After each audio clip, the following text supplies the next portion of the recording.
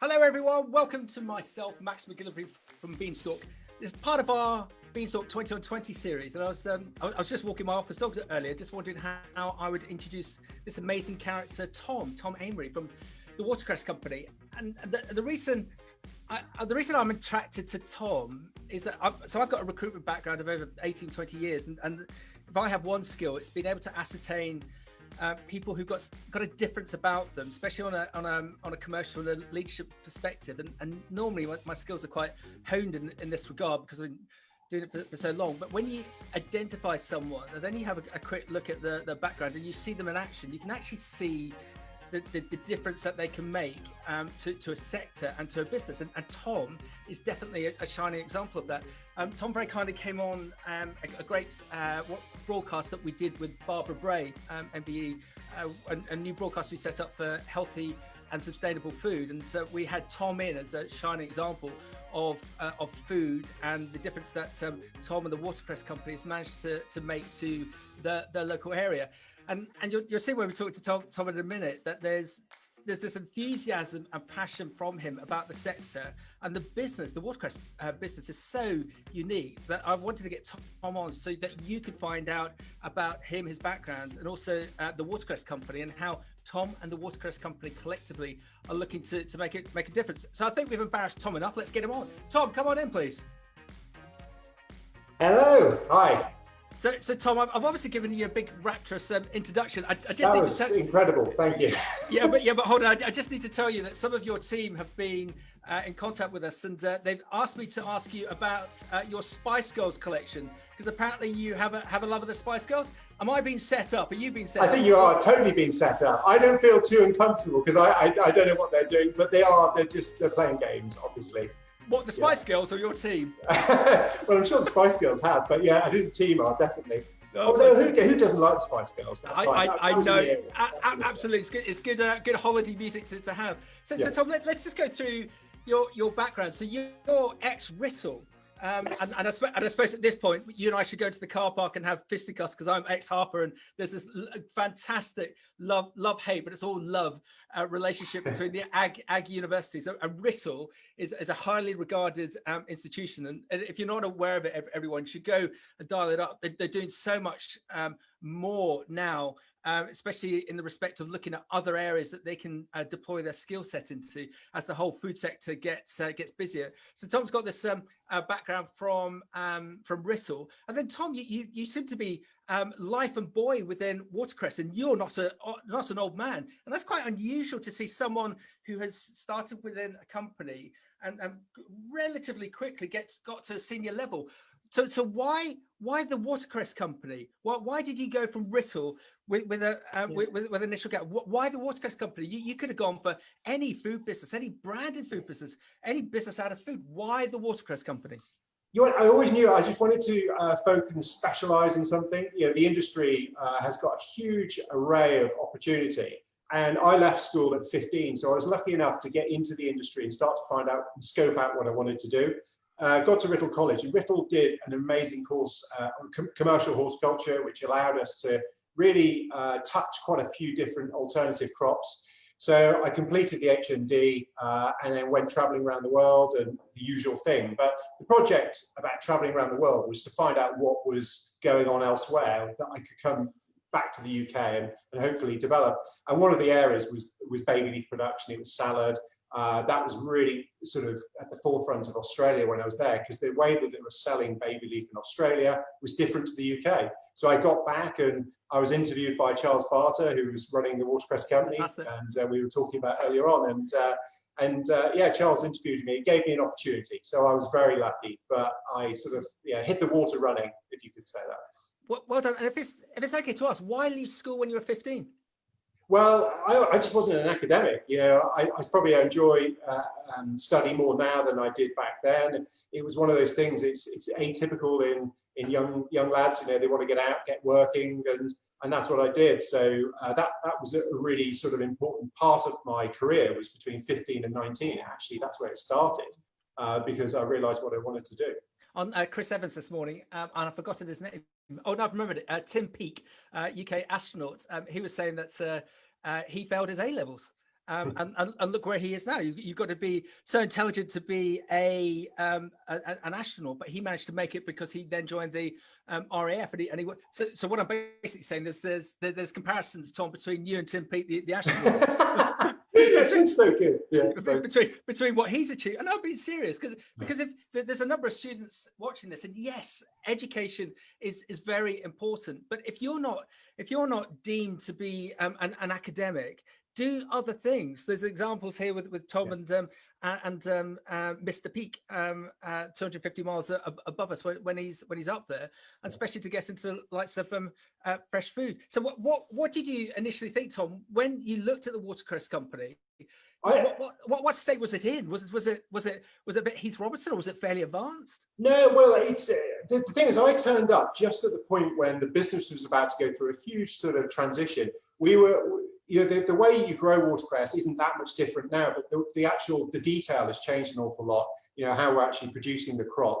We're still growing it in water, but the methods have changed tremendously. And at that point in April 2000, we were just about to sell the factory. So the company, the business that we had was a growing operation plus a packing. And the chairman, Peter Old, decided he wanted to sell the packing, focus on growing and expand the growing.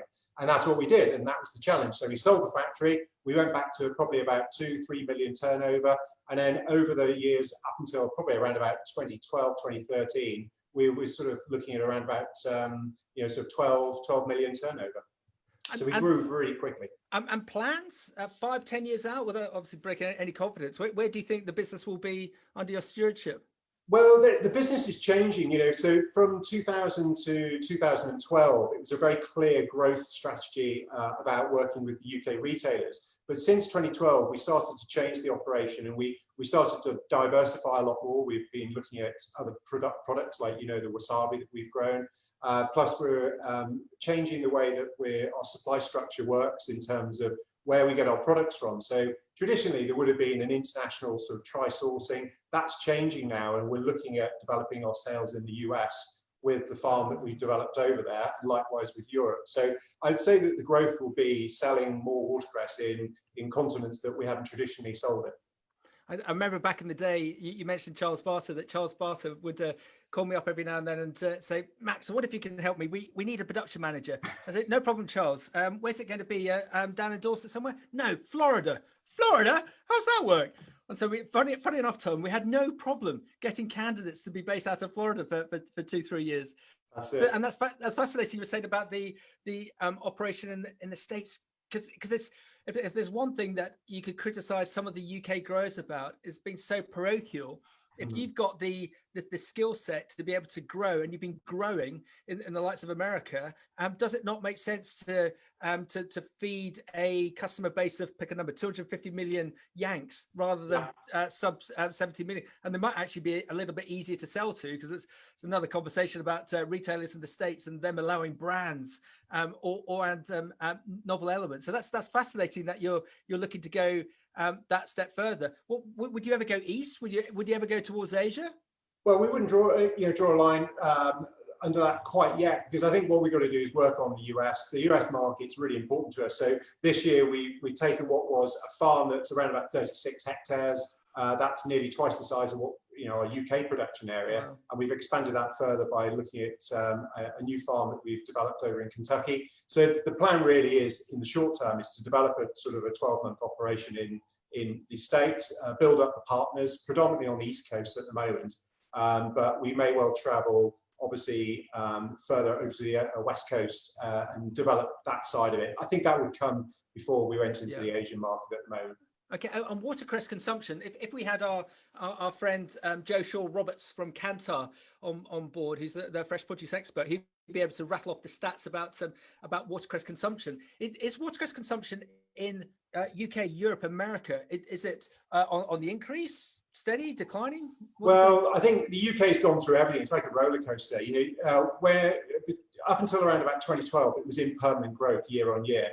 Since 2012, we've seen a flattening off of the market, and we've seen the end of that flattening off, as in we would consider it to be a decline if it's not growing. So we've been fairly steady, and we're starting to see some growth now in the UK, and that's a lot of that is just down to the way that you're communicating. It's a huge project to find out how do you entice younger consumers to buy into fresh produce.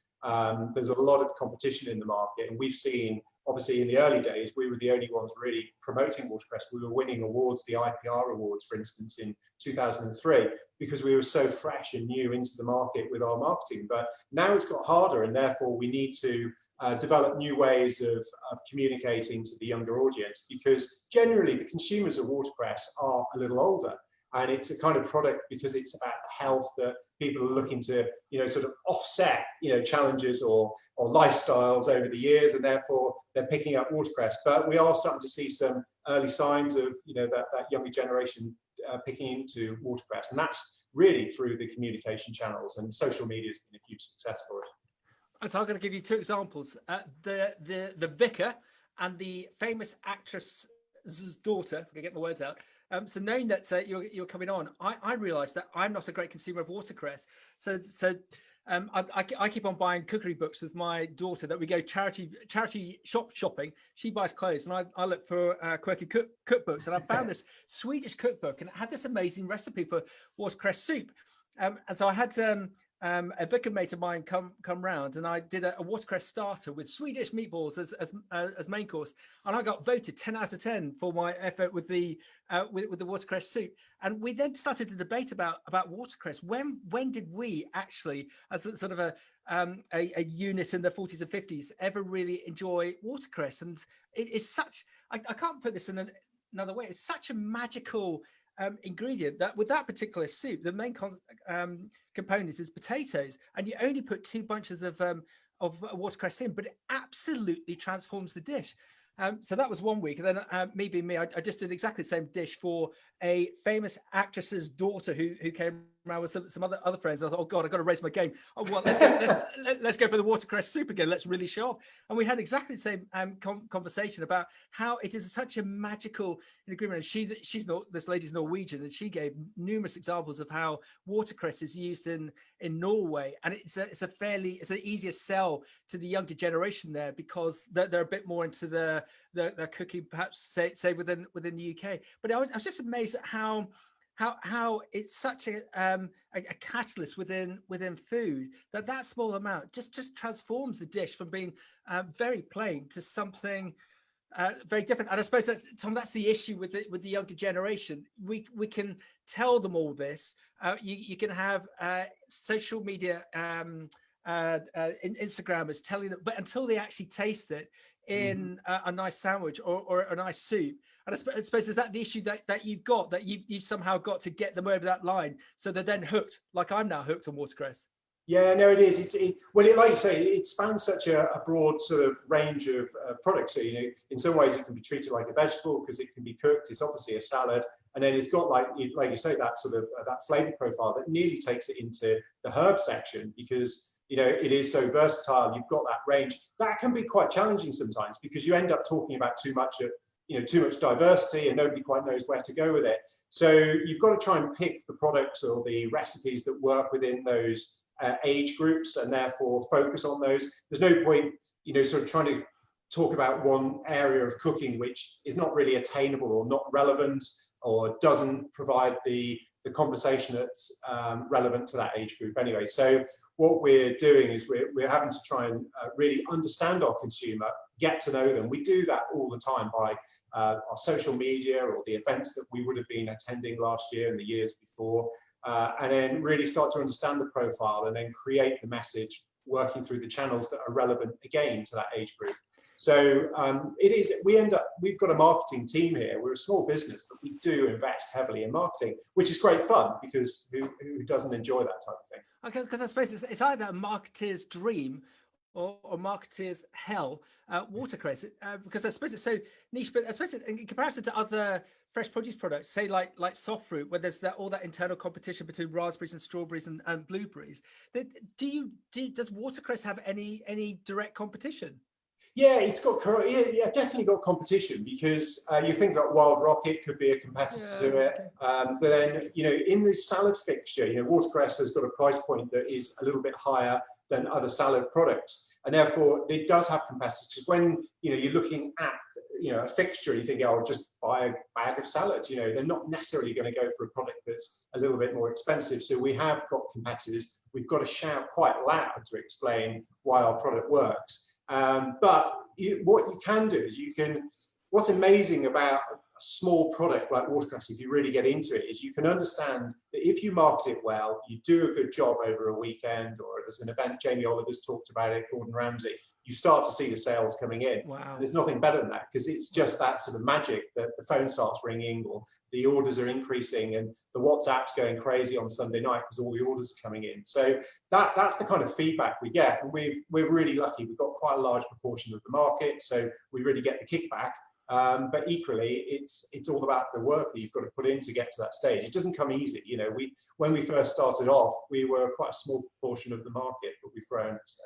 And Tom, we had Mary, who's the VP of Marketing and Communications for United Fresh in the States a couple of weeks ago, and she was saying about how all produce companies are in such an amazing space to be able to shout the message out, but it's also a very crowded space. So what you need to push out needs to be very, very authentic and very genuine. And we'll put it on the recording after this. I'd encourage everyone to have a look at Tom and his colleagues' website for the Watercress company, because it just seems like a company that you want to work for.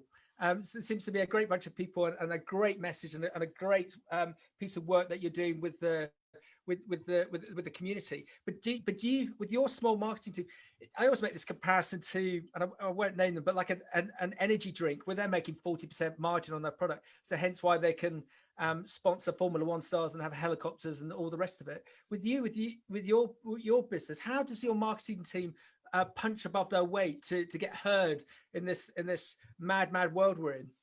Yeah, I suppose you've got to obviously have something that's relevant. You've got to have the story, but you've got to have the passion. So we're lucky. We've got a marketing team that's quite multidisciplined. So we've got Grace, who did the video that you were talking about, but then she'll do graphics work, she'll do websites. Everything sort of really has to be about the flexibility of the team. But we also bring everybody in. So we are a very flat organizational structure. I could have anybody in my office. I've had to lock the doors because everyone seems to walk in quite regularly. So, but the point is that everyone that's coming into the offices that are talking and coming up with ideas, they're the sort of the seed. And what we do is we take those seeds and we then work out when and how we're going to actually launch that information. But you've got to also have a really good backstory, and your backstory could be 12 months in the planning. So where we're doing work with the NHS, that always starts off with maybe someone going into the hospital saying, I've got this idea, and they say, no, sorry, not going to happen. And then you go back a month later, and then they say, maybe, and eventually you work it into a plan that's going to actually give you the fruit that you need. And the fruit is the sort of the conversation, I suppose people look at what businesses do and say, do I want to work for them, or do I trust them? And that's the key. If people trust you, they will buy off you. Yeah. And if you give them that warm feeling, it works. So many of the most successful high street retailers give you a warm feeling. It's like the Christmas tree in the corner of your living room. It's the smell, or it's the vision. And you have to try and replicate that somehow in your marketing. And once you've got that warm feeling, people will buy. And things, different messages have different effects on people, but it's good fun. I love it. Sink or swim. There's have you ever come across an iconic individual within fresh produce called Dickie Evans? No. So I should have done. No. Dickie Evans. I'm showing my age. Dickie Evans is a really interesting individual. He formed the Flamingo business, or Homegrown Kenya.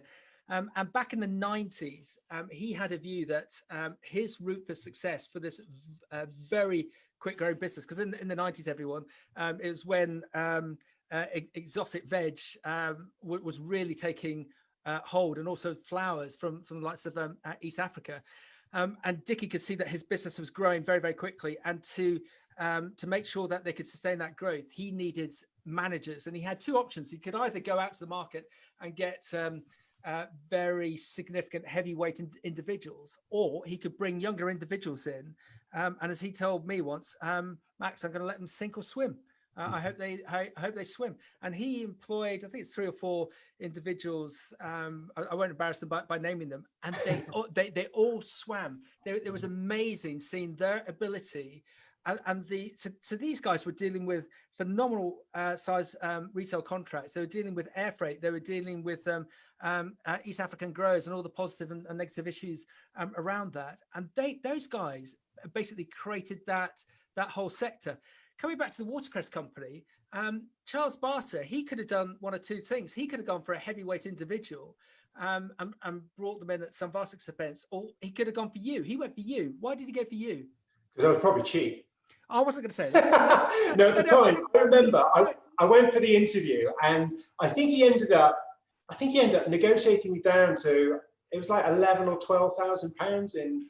And it was ridiculously low, but I took the job. There was 2 jobs I had. One of them was in the mushroom industry, and the other one was at Watercress. The mushroom industry was offering a car, like I think it was 205. Wow. 16,000 pounds. It was like a dream job for me. You know, finished my traveling, and then this job was ridiculously low. I took it on the advice that it just wasn't. It's not about chasing the money. It's about looking for the opportunity. And I really probably didn't know there was such a big opportunity, but boy, there was. It was great, you know.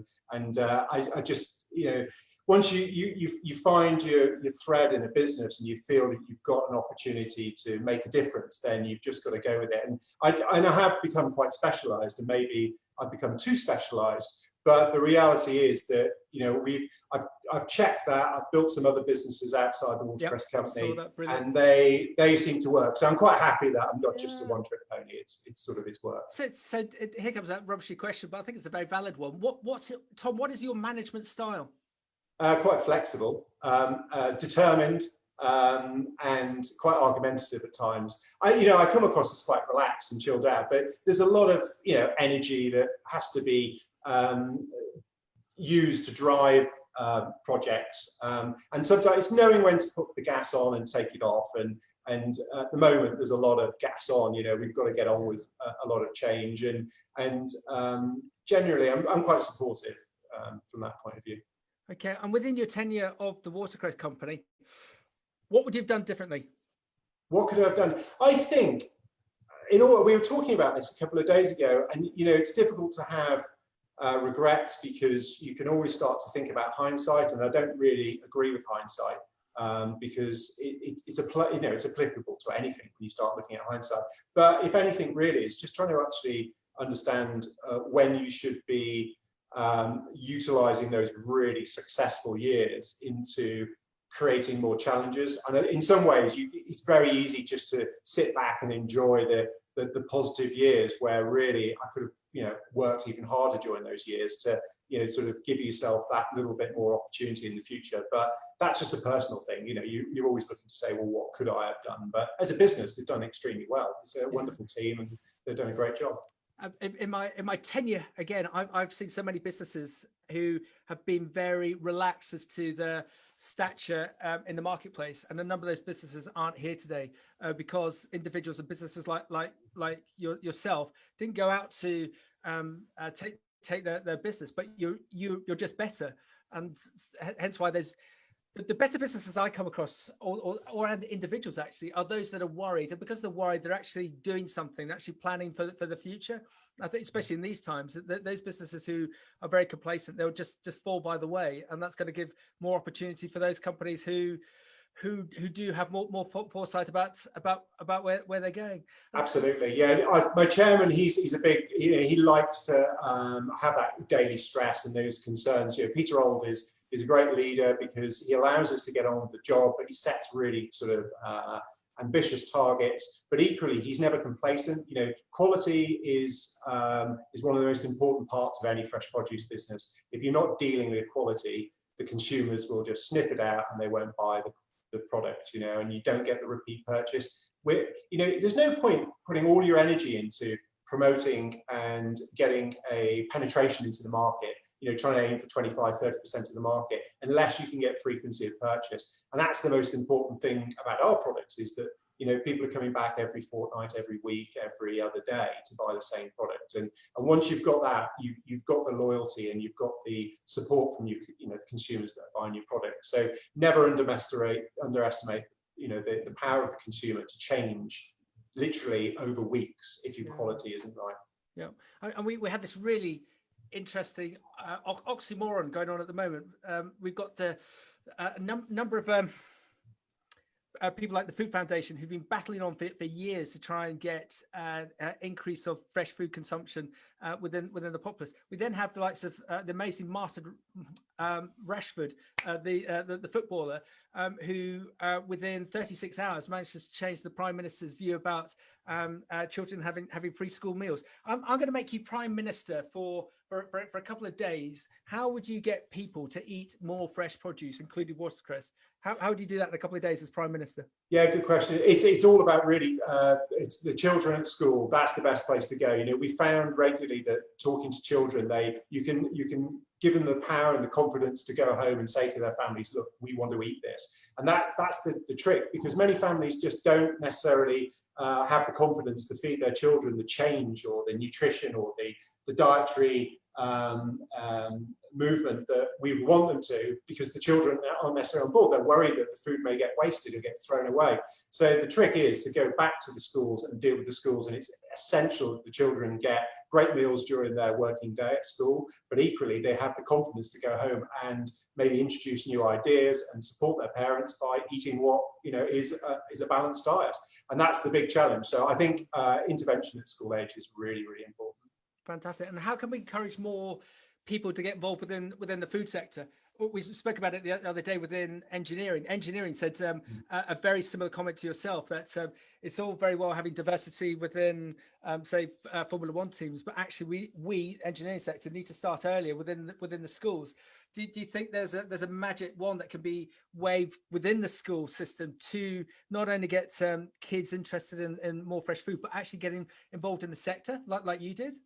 Yeah, it's interesting again, because I left at 15, but back when I was 15, you could do that, and that was one of the challenges. Some students really do want to go off and study at a college, and we need, the colleges have really suffered over. I was a governor for 5 years at Kingston Morwood College, and you can really witness the challenges associated to education, further education, because many of the secondary schools really do want to keep hold of obviously all the students right the way through A levels. There's good monetary reason for that, and therefore they don't often encourage some of the bright children that are looking for an alternative career path to actually go off to colleges, study at the colleges, and then obviously start feeding that whole supply chain. So as an industry, we've really suffered, because we do have some great colleges left, but there are a lot less than there used to be. So what we're relying now on as a business is we have to go out and we have to find people that are coming from different sectors. And that's been quite exciting, because I could employ Grace or James or Sarah. They haven't come from the fresh produce, but what they do bring is a fresh set of eyes. And I love fresh eyes. If I've ever got a problem, I don't necessarily go and ask somebody that's actually involved in that team. I'll go and find somebody else and ask them, go and have a little look at it. The fresh eyes find the size of the prize, the opportunity, all those kind of things. So bringing fresh eyes into your business is great, but we do need some really good growing skills. It's very hard. I've spent 3 years training 2 young lads in our business how to grow watercress, and it would have been great to have some basic skills, in terms of where are they going with it. But they're doing an amazing job, and I'm very proud of them. But it would be quicker if we had some coming from good colleges like Reesleaf and Little, more often rather. I'm going to use that word again. It's a bit of an oxymoron. Later this month, we're streaming live from Ghana, the Blue Skies School Farm Competition. So within Ghana, so if people aren't aware of Blue Skies, amazing business. If you buy any slice and dice fruit in a pot from Sainsbury's, M&S Waitrose, it's more likely to come from Blue Skies. Within Ghana, there's a huge problem of urbanization, that the kids are all leaving the rural areas to go to the schools because they think they're going to become doctors and accountants. Excuse my language on this one. They don't. They end up becoming prostitutes and taxi drivers. So the Blue Skies, for the last, I think it's eight years, for a 50-kilometre radius of their site, they send into the schools seed, fertilizer, and tools to grow their own fresh produce. And what they've seen is there's been a higher school attendance because the kids want to see the product growing. The teachers have got into farming themselves and got their own little small holdings, and all the produce that they've been growing has been sold in the local villages to pay for all the stationery and pens. And this Ghana is a relatively developed country in Africa, but it's a bit embarrassing when 6 out of 10 kids in the UK don't know where fruit and veg comes from. So we would love, my dream of the day, to get the farm school competition not only going in the likes of East Africa, but also in the UK, and having something like Watercress being involved in part of that syllabus, and Tom and his team streaming live to a school in Huntingdon or Nairobi. Wow, it'd be amazing. But it's all there to be had as per this technology. I think the primary schools are getting in there. There is some movement in. I actually as a governor, another primary school, and they're doing extremely well. And I think, like say in areas like Dorset, it's a little easier, but in a city we need to do a lot more. And I think there are ways and means. In the next few years, there'll be a lot more of that kind of focus on a wider sort of remit in terms of understanding about where food's grown, but how it actually happens, and the kids are going to love it. It's a great journey. Yeah, Tom, just go half a step to the right because I want to show off your hashtag. Thank you. So the water and so just as we wrap up, I didn't realize actually today, and I should have done that. Today is hashtag World Food Day 2020. So what a great way to set that off by having Tom. And I want everyone to see what I've seen in Tom, that he is creating magic within a magic business. And the book is nowhere near closed. There's so much more that's going to come from Tom and the Watercress Company. So I'd absolutely ask you to follow Tom and the Watercress Company to see how they develop. And I know that Tom is very open in the respect of giving information and talking about his business and about their product. So if it's okay to say, Tom, if you want to find out more information about Watercress Company or fresh produce in general, get in contact with Tom online or come through me, and we'll get that set up. So Tom, just tell me about the Spice Girls then, because your team have been texting me saying he has the whole collection of the Spice Girls. It's a setup. It's a total setup. I'm going to kill them. They're only through there. On the other side. We will never know. We will never know. Tom, can I just say thank you very much. It's been a pleasure having you on. Keep safe, and well done to you and your team. Business is fantastic. You're fantastic. Wonderful. Well done. Thank you, Max. Bye-bye. Cheers. Cheers. Bye-bye. Bye-bye.